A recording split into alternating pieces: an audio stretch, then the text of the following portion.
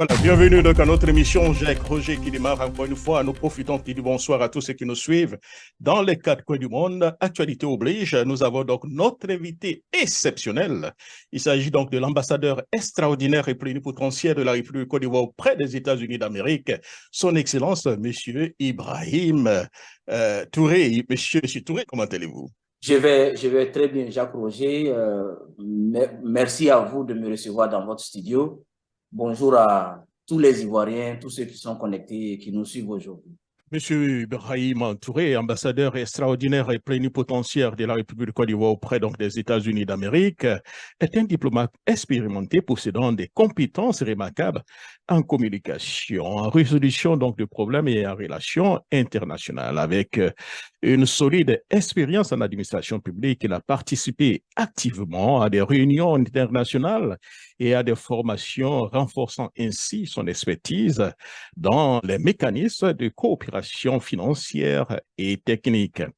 Sa carrière diplomatique a été marquée par des postes de responsabilité, notamment au sein de l'ONU, où il a joué un rôle crucial dans la coordination politique et de la représentation permanente de son pays. Son parcours universitaire exemplaire et sa maîtrise du français et l'anglais complètent ses compétences professionnelles. Il est donc ambassadeur de Côte d'Ivoire auprès des États-Unis d'Amérique depuis le 13 décembre 2021 et il a reçu sa lettre d'accréditation le 13 juin 2022, soit 6 mois donc de retard dû à la COVID-19.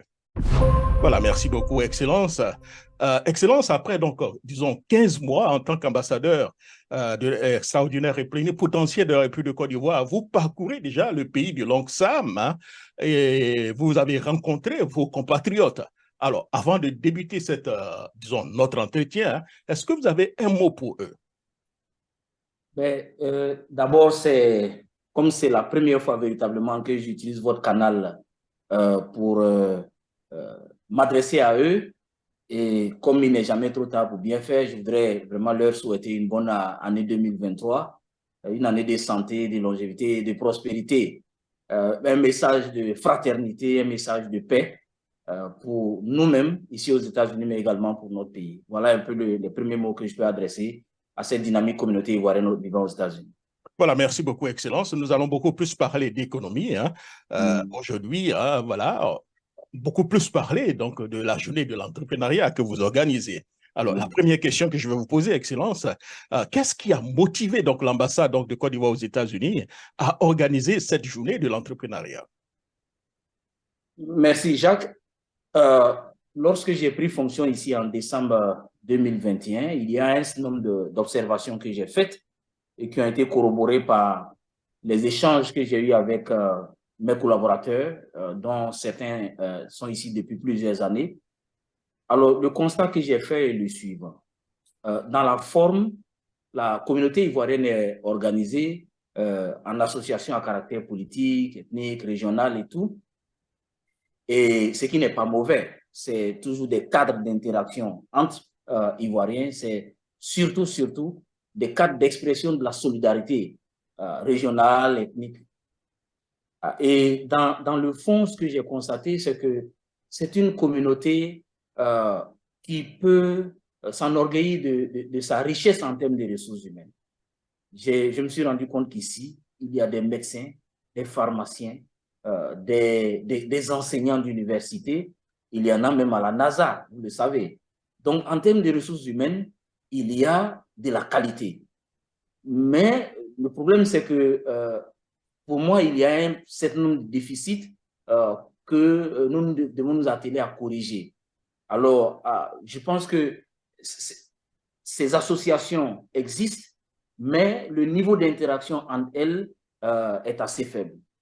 Les Ivoiriens sont nombreux, très compétents dans divers domaines, mais l'interaction entre eux, à l'image des associations, est également faible. Je ne dis pas qu'il n'en existe pas, il en existe, mais j'estime que pour le potentiel que nous représentons, le niveau d'interaction est assez faible.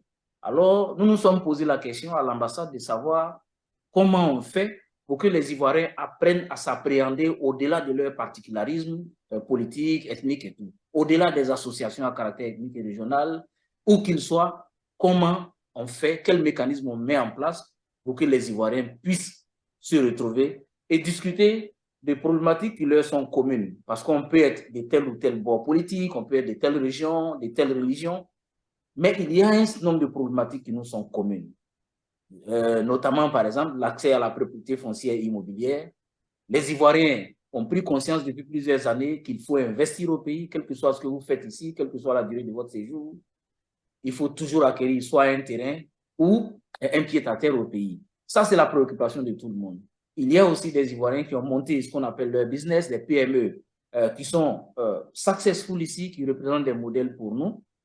Ceux-là aussi doivent pouvoir se réunir entre eux pour discuter de comment ils ont pu monter ces entreprises, quelles sont les opportunités et les défis auxquels ils sont confrontés, et éventuellement, comment faire pour les solutionner ici aux États-Unis, mais également au pays. Et éventuellement, servir de modèle, parce qu'il y a beaucoup d'Ivoiriens qui ont fini leurs études, ou bien qui n'ont pas fait d'études, mais qui veulent monter des affaires ici, mais qui n'ont pas le cadre nécessaire pour poser des questions et mieux apprendre afin de se projeter dans ce monde, certes rempli d'opportunités, mais de beaucoup de défis.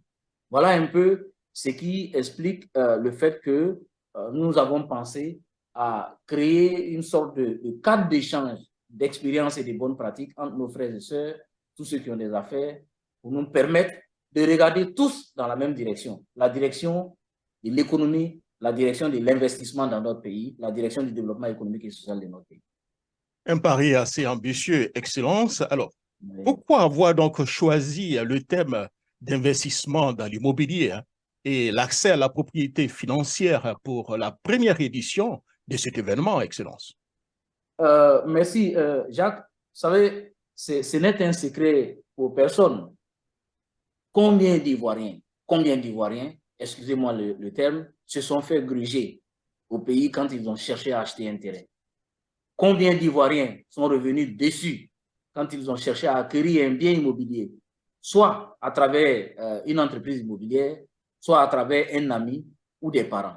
Ils sont nombreux, ces Ivoiriens, ces anonymes, ceux qui n'osent pas venir devant le public pour dire j'ai tenté telle ou telle chose, j'ai tenté d'acheter un terrain, j'ai tenté d'acheter une maison, mais ça s'est mal terminé pour moi, j'ai perdu des millions de francs CFA. Vous voyez, ça, quel que soit votre bord politique, quelle que soit votre coloration ethnique, régionale et tout, ça, c'est des problématiques qui sont transversales, qui concernent tous les Ivoiriens. Voilà pourquoi nous avons voulu saisir l'opportunité de cette première édition pour mettre cette question sur la table afin que nous venions en débattre. D'abord entre nous, que chacun puisse expliquer son expérience, comment il a fait pour acheter un terrain ou acheter un bien immobilier sans anicroche, ceux qui ont pu en acheter, disons ceux qui ont tenté et qui ont eu des difficultés, quelles sont les difficultés qu'ils ont rencontrées. Donc que cette discussion ait lieu entre les Ivoiriens de la diaspora, mais qu'elle puisse aussi avoir lieu entre les Ivoiriens de la diaspora et des spécialistes de l'immobilier. C'est pour cela que nous avons mis un point d'honneur à inviter M. Sidiki Sangaré, qui est un opérateur économique dans le domaine de l'immobilier très connu, président également de l'association des promoteurs immobiliers de Côte d'Ivoire. En somme, Excellence, est-ce que c'est pour acquérir un bien immobilier aux États-Unis ou bien en Côte d'Ivoire ou bien les deux? C'est les deux. C'est les deux. Quand on vient ici, on s'enorgueillit toujours de pouvoir avoir un pied-à-terre, que ce soit un appartement ou un house.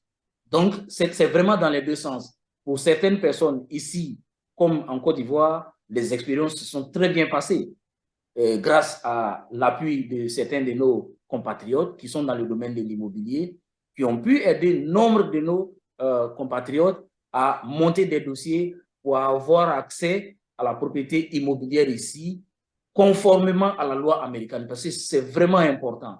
Il est important, malgré toutes les difficultés qui peuvent exister, les questions administratives, les questions de taux d'intérêt élevés, il est important que lorsqu'on veut accéder à la propriété immobilière ici, cela se fasse dans les règles conformément à la législation américaine. Mais nous ne sommes pas tous experts à la matière. Il faut donner la main à un Ivoirien, à un frère qui s'y connaît, et qui peut vous aider à monter un dossier propre pour avoir une maison ici. Idem pour la Côte d'Ivoire. Donc, cette question d'accès à la propriété immobilière et foncière n'est pas seulement propre à la Côte d'Ivoire, elle est également valable ici pour les États-Unis.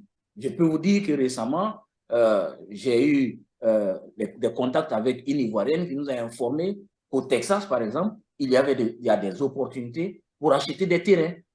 Ça, ce n'est pas tous les Ivoiriens qui le savent. Donc, ça veut dire qu'en plus d'acheter des terrains, des maisons aujourd'hui aux États-Unis, on a la possibilité d'investir dans des terrains. Peut-être à moins de coût aujourd'hui, mais dans 5 ans, 10 ans, c'est des terrains qui peuvent valoir de l'or.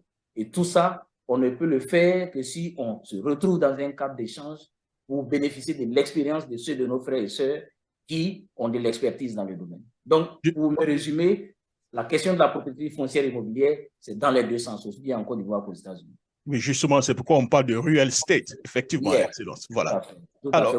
Je vois que vous vous y connaissez. Ah oui, bien sûr, nous sommes dans le domaine, excellent. D'accord. Voilà. Alors, revenons donc au sujet du jour encore. La troisième question que je vais vous poser, Excellence. Quels sont donc les objectifs principaux de cette journée en termes de promotion de l'esprit de l'entrepreneuriat au sein de la diaspora ivoirienne? Vous avez déjà commencé un peu à donner quelques éléments de réponse. Mais, comme vous l'avez dit, j'ai donné quelques éléments de réponse. Vous avez dit au début de cette interview que je parcours un peu les États-Unis. Et donc, en sus de rencontrer la communauté ivoirienne, il m'arrive de discuter avec eux et d'avoir un peu cette approche comparative avec d'autres communautés. Par exemple, la communauté sénégalaise, la communauté nigériane, la communauté rwandaise, la communauté éthiopienne et érythréenne. Vous savez que c'est des communautés très dynamiques, très organisées. Bien entendu, elles ont leurs contradictions internes. Ce n'est pas un long fleuve tranquille. Donc, à l'intérieur, malgré les contradictions internes, malgré les particularismes politiques qu'on observe aussi chez nous, ce sont des communautés qui, au fil des ans, ont réussi vraiment à mettre des cadres d'interaction en place pour véritablement être efficaces. Et donc, ce que je veux dire ici, c'est que c'est en observant tout ça que je me suis dit, j'ai essayé de faire un peu la comparaison avec notre communauté qui est certes dynamique, mais je trouve que c'est un niveau de dynamisme assez faible qui peut être amélioré. Et comment l'améliorer? C'est d'abord se retrouver pour voir un peu les faiblesses de notre communauté et comment nous donner la main pour les corriger. Effectivement. Alors, comment cette journée Excellence contribuera-t-elle à renforcer donc les liens entre les membres de la diaspora et à favoriser donc les échanges d'opportunités et d'affaires, Excellence? Bon, je vous disais tout à l'heure que notre communauté, à l'instar des autres communautés, est structurée autour des partis politiques, des organisations régionales et tout. Le niveau d'interaction est assez faible, à mon sens. Et donc, il faut trouver un langage commun. Au-delà du langage politique qui divise, il faut trouver un langage qui nous est commun. Le langage du money, c'est un langage universel. Ce n'est pas un langage qui est propre à une communauté. Donc, il faut trouver ces points d'interaction, ces points de convergence pour que les Ivoiriens puissent s'asseoir ensemble pour discuter. Donc, pour moi, créer ce cadre d'échange pour que les Ivoiriens puissent discuter de problématiques, des questions qui leur sont communes, va contribuer davantage à réduire un peu les disparités et les dissensions, à leur permettre de regarder dans la même direction et à contribuer au développement du pays. Jacques, vous pouvez être ce que vous êtes en termes de parti politique ou d'origine régionale ou religieuse, mais quand vous avez, par exemple, un shipping company, moi, en tant qu'ambassadeur, moi, je ne peux que vous appeler pour vous demander de venir prendre mes bagages et les envoyer en Côte d'Ivoire. Effectivement, bien sûr. Vous voyez, donc là, il n'y a pas à faire de politique dedans, comme on dit au pays. C'est véritablement du business. C'est ce que je veux promouvoir. Si vous avez un médecin quelque part, peu importe son particularisme politique, moi, je suis souffrant, ce que je fais, je le connais, je sais qu'il a son officine et tout, c'est lui que j'appelle. Donc, c'est un peu tout ça, amener les Ivoiriens à se percevoir, non pas à travers le prisme déformant des partis politiques et des associations religieuses et régionales, mais à travers leurs intérêts communs. C'est en prenant conscience de ce qui nous unit, en discutant de ce qui nous unit, de ce qui garantit nos intérêts à tous, que nous pouvons devenir une communauté forte. Voilà un peu le sens de cette journée. Alors, parlons maintenant de la journée en elle-même, expérience. Pouvez-nous dire plus sur si vous voulez, les conférences et les tables rondes prévues lors de l'événement et les sujets qui seront donc à aborder? D'accord. La journée elle-même va commencer à 8h30, c'est assez tôt, hein, mais elle va s'étendre sur pratiquement toute la journée pour finir vers 18h30 par là. Donc, on va demander aux Ivoiriens vraiment ce jour-là d'être disponibles et de venir pour qu'on puisse passer au peigne fin tous les sujets. Je dis bien tous les sujets concernant la création, la gestion des PME, concernant l'accès à la gestion, à la propriété foncière immobilière. Donc, il y a un certain nombre de panels. Le premier panel, c'est de se poser, nous permettre de réfléchir sur l'environnement des affaires en Côte d'Ivoire. Quels sont les défis et les opportunités qui s'offrent à la diaspora ivoirienne? Il y a quelques minutes, j'ai discuté avec un de mes frères, un ancien du lycée de Mans qui a monté son entreprise aujourd'hui. J'ai eu l'opportunité de le retrouver à Abidjan et il me parlait de toutes les difficultés qu'il avait à opérationnaliser son business. Aujourd'hui, plusieurs mois après, bon an, mal an, malgré toutes les difficultés, il a pu monter le business. Ça a commencé à produire, peut-être pas forcément au niveau qu'il espère, mais déjà, il y a quelque chose et il est optimiste. Il se dit que les opportunités existent et qu'il pourra atteindre le niveau de performance qu'il recherche.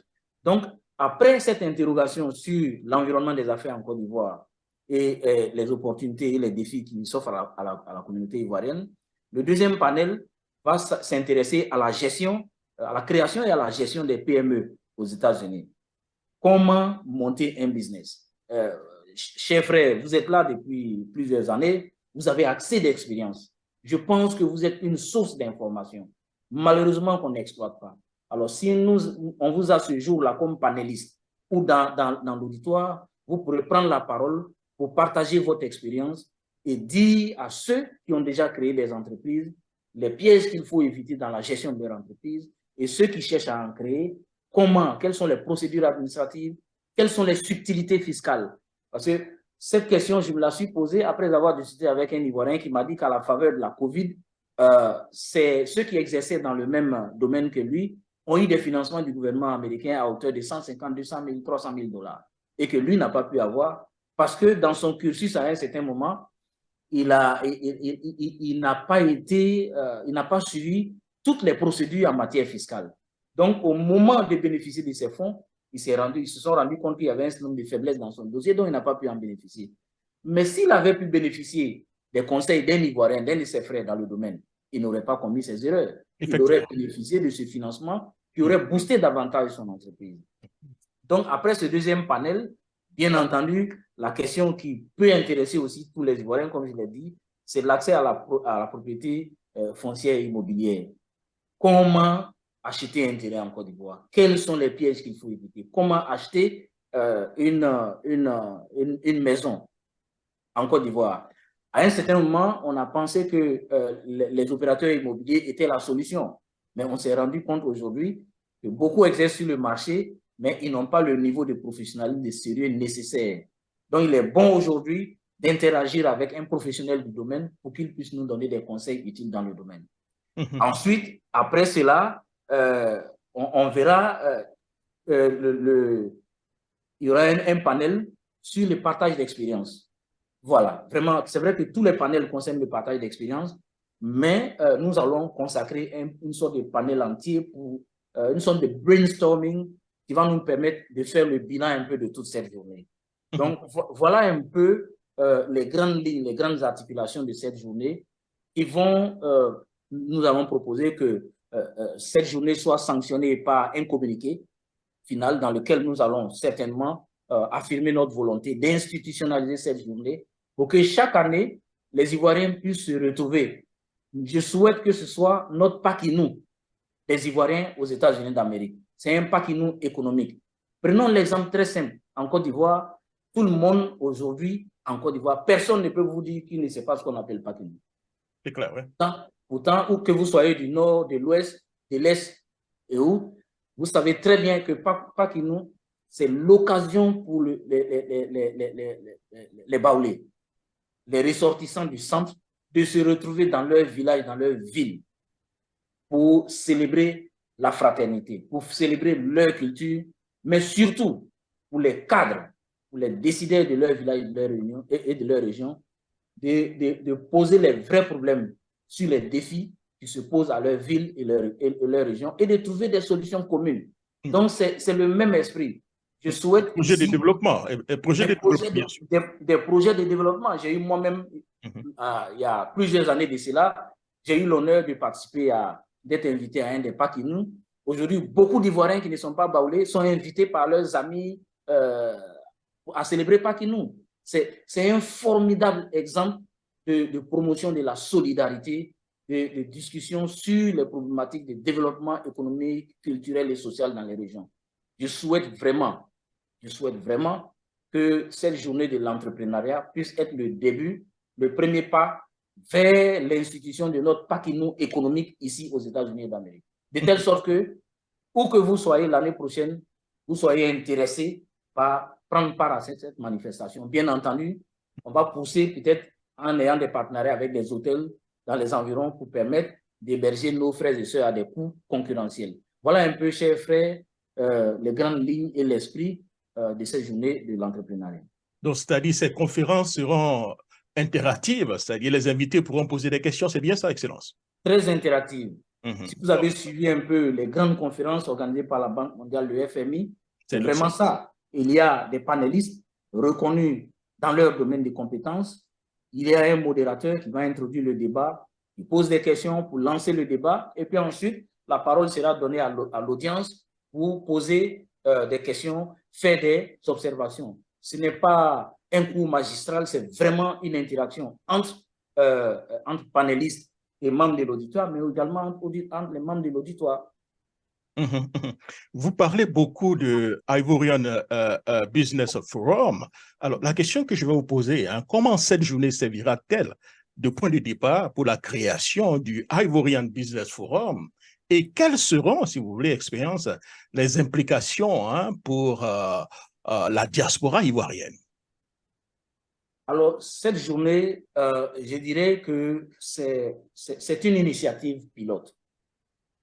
De l'intérêt et de la mobilisation des Ivoiriens pour prendre part à cette journée de l'entrepreneuriat dépendra la suite des initiatives que nous allons prendre dans ce domaine. Okay. Notre objectif, comme vous l'avez dit, c'est d'instaurer le forum, the Ivorian Forum, the Business Forum. Vous voyez, c'est de faire en sorte que nous puissions nous réunir chaque année. Et donc, c'est un premier pas. C'est sûr que toute la communauté ivoirienne aux États-Unis nous observe, les Ivoiriens partout dans le monde nous observent. Si cette expérience est réussie, elle nous encouragera à faire un pas supplémentaire en termes de contenu, en termes de format, pour nous permettre de nous hisser à un niveau un peu plus élevé.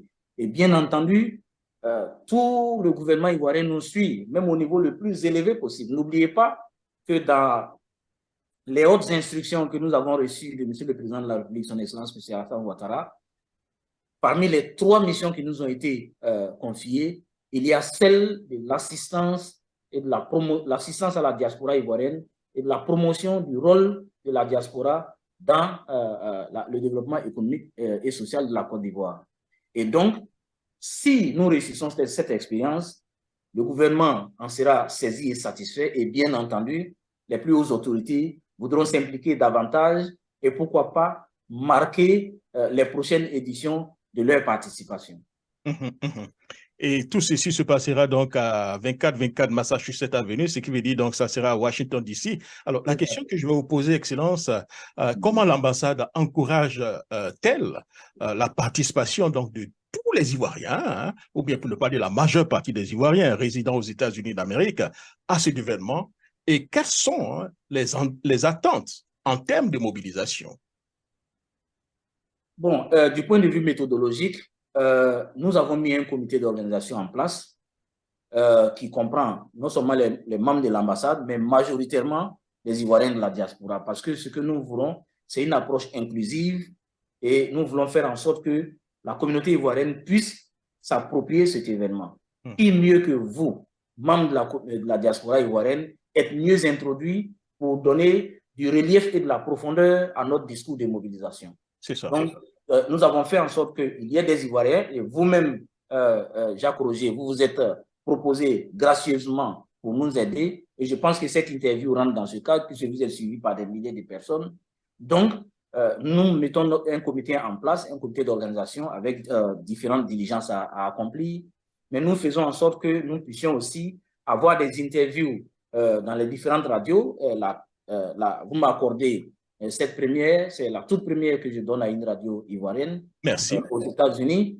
Et il y aura d'autres interviews. Nous allons aussi faire des petits films et des bandes annonces que nous allons passer sur YouTube et à la RTI.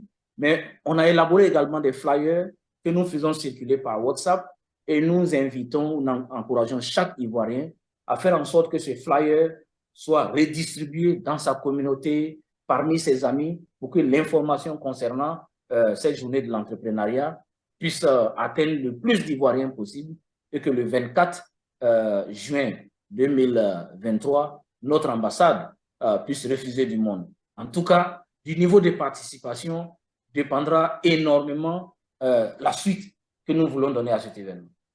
On met beaucoup l'accent sur les Ivoiriens, l'invitation des Ivoiriens. Est-ce que, disons, les autres peuvent participer? Quand je parle des autres, je parle des autres Africains. Est-ce qu'ils sont invités? Écoutez, tout le monde est invité. Tout le monde. Tout le monde, OK. Priorité les Ivoiriens, mais tout le monde est invité. Moi, je serais bien heureux qu'un frère camerounais vienne, qu'il prenne la parole et qu'il nous dise au niveau de leur communauté comment ils s'organisent pour promouvoir la participation de la communauté camerounaise au développement de leur pays. S'il y a des opérateurs économiques camerounais, comment ils ont monté leur business, comment ils font en sorte que cela profite à la communauté et au pays. Donc, c'est vrai, nous parlons d'Ivoiriens de la diaspora, mais c'est une discussion qui reste ouverte à toutes les autres communautés pour partager leur expérience. Vous êtes donc toujours à l'écoute de notre émission, Jacques Roger Show sur NRI Radio.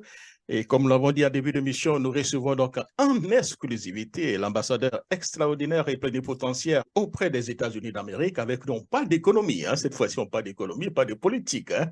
Nous aimons trop la politique. Et l'Excellence veut que, il dit que maintenant, c'est beaucoup plus important de parler d'économie, car l'économie permettra à beaucoup d'Africains, beaucoup d'Ivoiriens de se libérer. C'est bien cela. Alors, Excellence, encore une fois, bonsoir et merci d'avoir accepté donc notre interview. Merci, Jacques. Merci de me recevoir dans votre studio. Voilà. Alors, Excellence, alors, comment espérez-vous que cette initiative contribuera-t-elle activement au développement économique de la Côte d'Ivoire et quelles sont les opportunités concrètes que pourraient donc en découler? Bien, merci encore une fois. Vous savez, récemment, une autre autorité nous a fait l'honneur de nous donner une interview dans notre studio studio des radios à l'ambassade. Soit dit en passant, nous avons un studio des radios, mais je l'ai dit au détour d'une causerie que nous ne sommes pas dans la même approche. Nous sommes dans une approche institutionnelle. La vôtre est beaucoup plus flexible. Voilà. Nous faisons beaucoup plus de podcasts que nous mettons en ligne, que nous distribuons après à tous les Ivoiriens pour que les membres du gouvernement qui sont des passages, les officiels qui sont des passages puissent relayer le message du gouvernement. Mais aussi, c'est une radio ouverte à la communauté. Nous recevons des Ivoiriens de tous les secteurs pour qu'ils viennent discuter des questions de société. Et autre autorité gouvernementale nous faisait remarquer que la communauté, la diaspora ivoirienne rapporterait à notre pays, la Côte d'Ivoire, autour de 165 milliards de francs CFA par an. Au contraire d'un autre pays frère, dont la diaspora fait rentrer plus de 1600 milliards de francs CFA. Vous voyez que la différence est énorme, abyssale. Vous voyez? Et donc, pour nous, c'est d'abord de faire comprendre aux Ivoiriens, à travers cette journée, qu'ils constituent un potentiel, qu'ils constituent une force, et que cette force peut et doit être mise au service du développement économique et social de notre pays, la Côte d'Ivoire. Certes, beaucoup investissent ici, mais il est toujours mieux de construire sur soi. Donc, pour nous, il s'agit donc de créer une sorte d'électrochoc, d'éveil de conscience, pour que chacun comprenne qu'il a une part à jouer dans le développement de notre pays. Bien entendu, après cette prise de conscience générale, on peut discuter exactement de potentiel dans notre pays. Aujourd'hui, du point de vue institutionnel, il y a des mécanismes qui existent. Il y a le Centre de promotion des investissements en Côte d'Ivoire qui, en son sein, dispose d'une direction de la diaspora et qui, en son sein, dispose, et ça c'est une création récente, d'un anglophone desk qui est même animé par un des membres de notre communauté ici qui a récemment été recruté pour animer cette direction. Donc, on pourra aussi parler donc, des mécanismes institutionnels qui existent et qui peuvent permettre d'accompagner les Ivoiriens qui souhaitent créer des entreprises en Côte d'Ivoire. C'est la même chose pour tout ce qui concerne la gestion foncière, l'accès à la propriété foncière. Vous avez la GEF, vous avez aussi d'autres structures. Et donc, il s'agit pour nous de faire en sorte que cette journée puisse jeter un coup de projecteur sur tous ces mécanismes institutionnels, sur toutes ces opportunités qui vont permettre à la diaspora d'investir en Côte d'Ivoire, de découvrir toutes ces opportunités, de s'en saisir et d'investir en Côte d'Ivoire. Alors, l'information que vous venez donc de passer est assez importante et ça nous amène à nous poser beaucoup de questions. Hein. La diaspora sénégalaise envoie chaque année plus de 1600 milliards, ce qui fait à peu près, même disons, 11-12% du budget de la Côte d'Ivoire, hein, alors que la diaspora ivoirienne a à peu près 160 milliards. Alors, Excellence, la question que je vais vous poser, hein, quelles sont les raisons donc, de ces cas significatifs et quels efforts, disons, peuvent-elles, peuvent être, si vous voulez, entrepris hein, pour améliorer, si vous voulez, cette situation? Ben, je pense que il y a une première raison qui ne saurait tout expliquer. Je pense que il y a certaines communautés ici qui ont une histoire d'immigration beaucoup plus ancienne que la nôtre. L'immigration ivoirienne s'est intensifiée véritablement à partir des années 90. C'est vrai qu'il y a eu ceux des années 70, excellence. 80. Années 90, maintenant, ça fait 30 ans quand même. Excellence. Voilà. En 30 ans, on ne peut pas réaliser ce que certaines communautés ont fait, qui ont une histoire d'immigration plus ancienne que la nôtre. Discutable, Excellence. C'est un peu discutable, Excellence. Non, c'est discutable, mais qui ont eu l'avantage de l'histoire et de la langue. Ça, il faut le dire. C'est important. Comme je vous l'ai dit, ça ne saurait tout expliquer. C'est ça. Mais pour nous, après observation, je pense que ce qui manque, c'est d'abord une prise de conscience en tant que communauté unie et forte. Ça nous manque. Ensuite, quand on prend conscience de ce qu'on est une communauté unie et forte, on se met ensemble, on crée un cadre de rencontres et de concertation pour se poser les bonnes questions. Comment vit-on ici?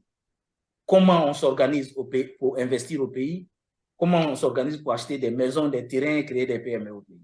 Je pense que ce cadre de réflexion-là, jusqu'à aujourd'hui, il n'existe pas. Vous êtes un ancien d'ici, vous le savez. Ce sont des cadres éclatés au sein desquels les gens réfléchissent en fonction de leurs intérêts politiques, de leurs intérêts ethniques, régionaux. C'est pour cela que ce que nous voulons aujourd'hui, c'est un cadre qui dépasse les frontières des infragroupes. Un cadre, je dirais, supra-communautaire pour nous permettre de nous réunir et nous poser ces questions-là. C'est à partir de là que nous allons découvrir ensemble les opportunités qui existent, les moyens d'en profiter et les moyens de les valoriser. Je pense qu'à partir de là, on va passer à un autre niveau de contribution de la diaspora au développement économique et commercial et social de notre pays. Mais pour l'heure, il est bon que nous nous servions des expériences des autres, parce que ce n'est pas seulement le Sénégal. Je peux vous dire, par exemple, que les Ghanéens ont un forum annuel ici, aux États-Unis d'Amérique. Au-delà de tout ce qu'ils peuvent avoir comme particularisme, ils ont un forum annuel auquel les officiels ghanéens viennent participer. Donc, ce que nous faisons, c'est un premier pas.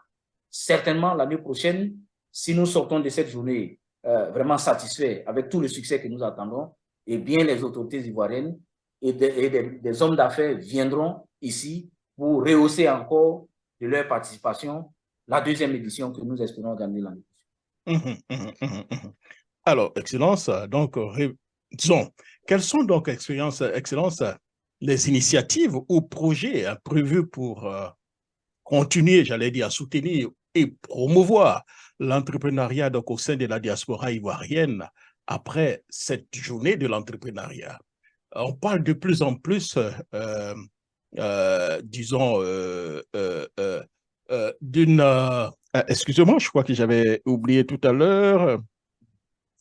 Voilà, on parle beaucoup plus de l'annuaire, excusez-moi, l'annuaire des entrepreneurs ivoiriens aux États-Unis d'Amérique. En quoi consiste, si vous voulez, la création ou la mise en place de l'annuaire donc des Ivoiriens aux États-Unis d'Amérique? Alors, vous savez, l'idée de l'annuaire part d'un constat. Moi, quand je suis arrivé, lorsque certains membres de ma famille ont eu des petits soucis de santé, ben, le numéro qu'on m'a donné pour contacter un médecin, ce n'était pas un Ivoirien. C'est un Africain, mais d'une autre nationalité. Et je me suis posé la question de savoir s'il y avait des médecins ivoiriens ici dans les environs, dans le DMV, hein, d'ici Maryland, Virginia, c'est-à-dire plus proche de moi. Alors on m'a dit oui, il y a des médecins, il y a des radiologues, il y a des ophtalmologues, il y a des sportifs, il y a des restaurateurs, on a tout dans notre communauté. Mais comment faire pour les contacter? C'est la grande question. Ceux-là mènent leurs activités. Il n'y a que très peu d'Ivoiriens qui les connaissent. Il n'y a pas de... Il n'y a que très peu... Excellence, oui, parfaitement raison. Voilà, il n'y a que très peu d'Ivoiriens qui les connaissent. Alors, moi, si je suis là, que j'ai un petit bobo, si je connais un médecin dentiste ivoirien, j'ai son numéro, je l'appelle. Et donc, je me suis dit, ah, peut-être que la solution serait de donner un peu plus de visibilité à toutes ces compétences que notre communauté, dont notre communauté recèle. Et le meilleur moyen, c'est de trouver un support où on peut les organiser en fonction de leur corps de métier. Et je me rappelle la bonne expérience des annuaires en Côte d'Ivoire, où en fonction de ce que vous recherchez, vous ouvrez une page, tout de suite, si vous voulez des assureurs, vous allez avoir la liste des assureurs.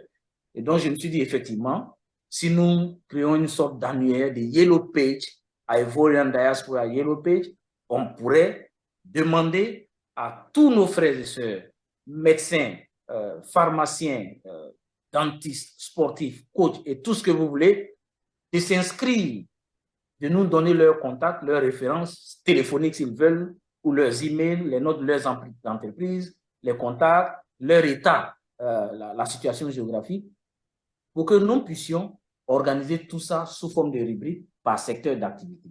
Voilà un peu l'idée. Et donc, nous avons contacté des jeunes Ivoiriens qui ont travaillé sur une matrice que nous sommes en train d'affiner.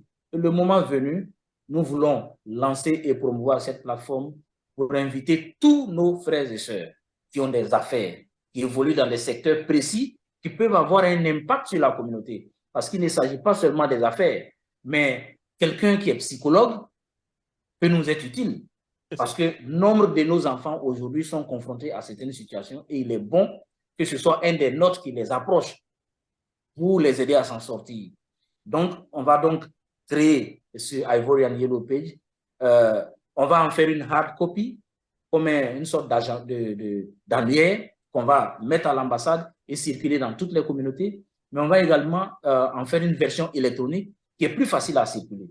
De telle sorte que partout où vous êtes, quand vous êtes des passages, par exemple, dans le Colorado, vous pouvez aller sur ce Ivorian Yellow Page pour voir dans le Colorado qui est médecin, qui a un restaurant, qui est coach sportif ou qui a une ONG. Voilà, et dont vous pouvez avoir besoin. Voilà un peu l'idée qu'il y a derrière. C'est une très bonne idée, Excellence, même pour l'émission d'aujourd'hui. Hein. J'avais eu l'idée d'avoir au moins 3 ou 4 Ivoiriens qui allaient peut-être sponsoriser Oui, l'événement, Excellence.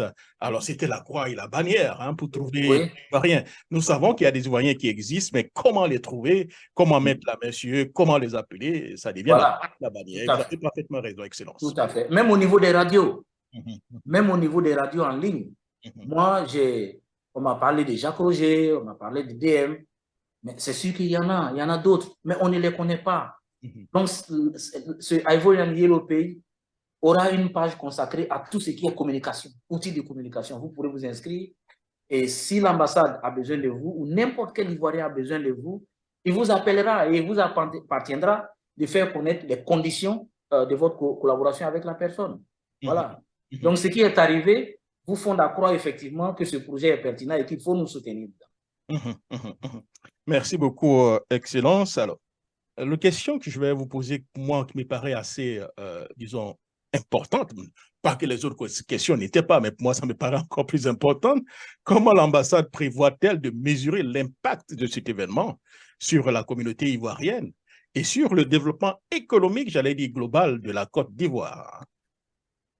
D'accord. En termes de mesures d'impact, la première mesure, c'est la participation des Ivoiriens. Bien entendu, tous les Ivoiriens vivant aux États-Unis ne peuvent pas venir. Mais si nous nous retrouvons ce jour-là avec une salle à moitié vide, comprendrez que nous nous en sortirons avec la conclusion que le message n'est pas passé ou que les questions de gestion, de création de gestion des entreprises ou d'accès à la propriété foncière et immobilière n'intéressent pas les Ivoiriens. C'est la conclusion qu'on pourrait tirer. Mais c'est une première expérience, on ne s'arrêtera pas là. L'autre, je dirais, unité de mesure qu'on pourrait mettre en place, évidemment, tous les Ivoiriens ne peuvent pas se déplacer. Donc, avec nos techniciens, nous allons faire en sorte que l'événement soit retransmis en direct sur une page Facebook pour nous permettre de mesurer un peu le niveau de connexion qui nous en dira long sur l'intérêt que les Ivoiriens accorderont à cette journée. Bien entendu, les images qui sortiront, qui sanctionneront cette journée, feront l'objet de diffusion sur tous les supports des radios comme vous, YouTube et à la RTI. Et après ça, ce que nous voulons, puisqu'il y a un certain nombre d'idées que nous allons proposer, c'est par exemple d'organiser la première visite, mais vraiment la première visite de la diaspora ivoirienne en Côte d'Ivoire. Tous autant que nous sommes, nous y allons, mais je dirais en rang dispersé. Je voudrais vous souligner que lors d'une de ces visites ici, le Premier ministre que nous avons reçu à la résidence s'est levé de la table officielle pour aller s'asseoir avec ses jeunes frères et sœurs. Pendant 20 minutes, il a eu une discussion à bâton rompu avec eux. Et ils sont tous venus vers moi pour dire, ah, ils n'ont jamais vu ça. C'est une expérience, ça a été une expérience unique en son genre. Alors, je leur ai posé la question. J'ai dit, mais après ça, qu'est-ce que vous faites? Ça s'arrête là. Quand il reviendra encore dans un an, vous allez encore lui exposer les mêmes griefs. Non, je pense il vous a invité à venir au pays. Organisons-nous, même si c'est 5 ou 10 Ivoiriens, on peut s'organiser sous la bannière de l'ambassade. Nous allons prendre tous les rendez-vous qu'il faut, avec M. le Premier ministre même, avec les membres du gouvernement qui sont concernés, avec les membres du secteur privé, pour que pendant 2-3 jours, nous fassions cette mission avec la diaspora ivoirienne pour aller rencontrer les officiels ivoiriens, exposer nos préoccupations, aller partager les expériences de nos frères et sœurs ivoiriens qui étaient ici, qui ont franchi le pas, qui sont rentrés et qui, malgré toutes les difficultés, s'en sortent aujourd'hui. Donc, ça pourrait être un peu le follow-up de la journée de l'entrepreneuriat parce que nous ne voulons pas que ce soit une discussion avec un communiqué final et puis après, il n'y a rien. Il faut qu'il y ait quelque chose de substantiel, de concret sur lequel nous pouvons nous appuyer pour mesurer l'impact que ça a sur la communauté ivoirienne, mais également sur notre contribution au développement économique et social de notre pays. Merci beaucoup, Excellence. Nous sommes aux États-Unis d'Amérique, bien sûr. Toutes les activités que nous faisons pour la Côte d'Ivoire, mais nous sommes aux États-Unis. Alors, la question que je vais vous poser, hein, comment, disons, l'ambassade travaille-t-elle, hein, disons, on va dire l'ambassadeur, c'est mieux, l'ambassadeur travaille-t-il, hein, à renforcer donc les liens économiques entre la Côte d'Ivoire et les États-Unis d'Amérique? Merci, mon frère Jacques. Vous savez, de manière classique, on a la coopération au niveau politique, la coopération économique, puis la coopération culturelle. Bien entendu, il y en a d'autres. Les relations entre la Côte d'Ivoire et les États-Unis datent d'il y a très longtemps. Elles ont été marquées par 2 visites du président Félix Houphouët-Boigny ici et une visite mémorable du président Alassane Ouattara à l'invitation du président Obama. Donc, au niveau politique, la coopération est, je dirais, excellente. Et quand nous sommes arrivés, notre objectif, à la lumière des hautes instructions, des très hautes instructions du président de la République, c'était de booster davantage les liens politiques entre la Côte d'Ivoire et les États-Unis. Et aujourd'hui, l'arrivée de l'administration Biden est très innovaine, au contraire d'une administration passée qui avait pratiquement, je dirais, tiré une croix, fait une croix sur l'Afrique. L'administration Biden a affirmé clairement lors du récent US-Africa Leaders Summit que l'Afrique n'est plus n'est plus un enjeu politique. L'Afrique est géopolitique, disons, l'Afrique est devenue un acteur géopolitique important. Et donc, notre rôle, c'est de promouvoir davantage les échanges au niveau politique. Ça, c'est vraiment important que ce soit les politiques qui donnent le ton. Et vous constaterez que depuis quelques mois, il y a une intensification des visites entre les deux pays. Des ministres américains qui ont visité la Côte d'Ivoire, des délégations de haut niveau, mais également des délégations d'officiels ivoiriens qui sont venus ici à Washington et ont eu des rencontres au niveau le plus élevé. Au niveau, je dirais, au niveau économique, il y a un certain nombre de dossiers que nous ont légués nos prédécesseurs, que nous essayons de pousser. Mais ce que nous faisons, c'est vraiment de faire en sorte que nous puissions donner un peu plus de visibilité et de relief au potentiel que représente la Côte d'Ivoire aujourd'hui en matière d'investissement. Notre pays est devenu pratiquement la porte d'entrée au niveau de l'Afrique de l'Ouest. Je ne reviendrai pas sur les performances économiques exceptionnelles qui ont été réalisées au cours des 12-13 dernières années et qui sont unanimement reconnues par la communauté économique, notamment la communauté financière. Mais aujourd'hui, en termes de potentialité dans le domaine de l'agro-industrie, dans le domaine de l'économie numérique, dans le domaine des énergies renouvelables, la Côte d'Ivoire représente aujourd'hui un potentiel et de nombreuses opportunités dont les opérateurs économiques américains peuvent profiter. Je voudrais signaler que l'année dernière, au mois de novembre, à l'initiative de l'ambassade, nous avons poussé et la Côte d'Ivoire et Exim Bank et le gouvernement et Exim Bank ont pu signer un mémorandum d'entente portant sur la somme de 500 millions de dollars qui pour nous, représente un instrument important qui doit pouvoir promouvoir davantage les investissements américains en Côte d'Ivoire. Ce matin déjà, j'avais une réunion sur la question. Le jeudi dernier, j'étais à Exim Bank pour rencontrer le leadership de Exim Bank pour voir comment opérationnaliser cet outil. Le faire connaître d'abord, parce que c'est un instrument qu'il faut faire connaître les deux parties, surtout la partie ivoirienne, et comment se l'approprier, comment le mettre en œuvre pour que à la fois les opérateurs économiques américains puissent en bénéficier, mais que notre pays, qui est la destination des investissements, puisse en bénéficier. Donc, voilà un peu au niveau économique. Bien entendu, au niveau culturel, l'ambassade dispose d'un service, mais à ce niveau, je pense que nos meilleurs ambassadeurs, ce sont les Ivoiriens.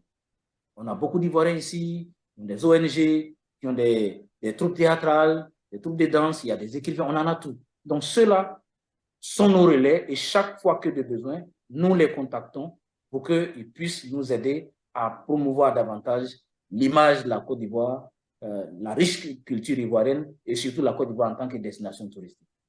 Voilà, merci beaucoup, Excellence. Merci d'avoir accepté notre entretien. Alors, je vais vous laisser donc vous adresser à vos compatriotes, les inviter à cette journée de l'entrepreneuriat qui débute, disons, le 24 juin 2023. Alors, je vous laisse, Excellence, vous adresser à vos compatriotes. Bien, Jacques, cher frère, je voudrais, avant de m'adresser à mes compatriotes, m'adresser à vous-même en tant que frère, mais en tant que communicant, pour vous dire merci pour l'opportunité que vous m'offrez de m'adresser à la communauté et surtout de toucher à un certain nombre de sujets qui nous sont chers, particulièrement cette journée du 24 juin, la journée de l'entrepreneuriat.